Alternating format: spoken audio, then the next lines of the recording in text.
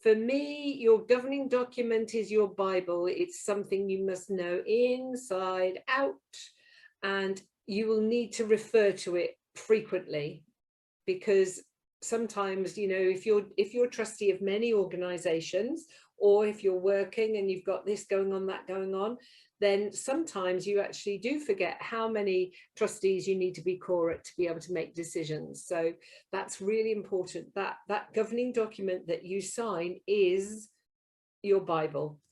So the governing documents contain key information such as the purpose, the powers that you have within that organization, trustee number, appointment, removal, etc., members, if that is the way you're going, and your meetings. It will tell you about your meetings. I mean, obviously, trustee meetings, you can organize those. It doesn't necessarily tell you that you're going to meet every 6 weeks at 6 o'clock on a Monday evening. Some governing documents do. But mainly about your AGM and your extraordinary general meetings as well. Complying with charity law, register with England and Wales. So keeping your proper financial records, really, really important. Making sure that your ins and outs are absolutely tip top and you're spending money on what you should be spending money on. So for example, I think your governing document is going to be quite wide because of what it is. But say, for example, you've got homelessness people, you know, people that are homeless, you can give them maybe advice and information. And you know, are you prepared to give them £100 to go and find accommodation for themselves? No, you're probably not. That's not good use of your funding for what your purposes are. So just thinking about that. Preparing your annual accounts. Smaller charities have a competent person to sign them off, rather than having fully fledged accountants to do them. With small amounts of money, you know, go down the competent route.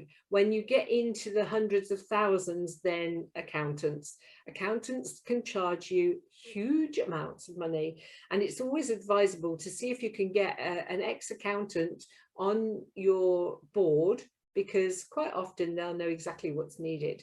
But charity accounts are really they're specialized as well, so you have to conform with what's known as SORP. Inform the Charities Commission of any changes that you make. If you employ staff, then you will need to ensure that you're doing everything legally in relation to employment of staff, and that should be in your governing document right at the onset.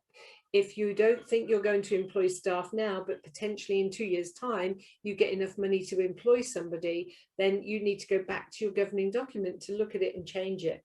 And some changes can happen just at a trustee meeting and an AGM, but other changes have to go through the Charity Commission. So we have to ask permission to do certain things from them. Now, annual returns are slightly different. It is your annual account, but it's also a little sort of synopsis about the charity. So if you're used to seeing charity accounts, you'll be able to see that there's a narrative at the beginning of them. And so you'll need to put that sort of narrative in. And you must report serious incidents to the Charities Commission.